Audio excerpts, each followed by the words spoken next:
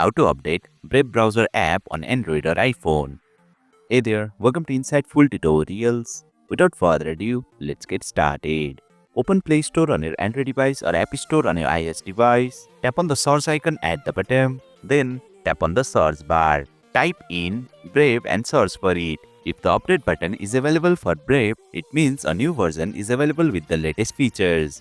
However, if you are already using the latest version, then you will see the open button instead. To update Brave, simply tap the update button. The update process will begin and Brave will start updating on your device. Please note that the installation may take some time depending on the update size and your internet speed, so please be patient. Once the update is complete, you will see the open button. Simply tap on it to launch the updated app, and there you have it. You have successfully updated the Brave browser app on a mobile device. That's it for today's video. If you found this video insightful, please don't forget to hit the like button and make sure to subscribe to our channel for more insightful tutorials.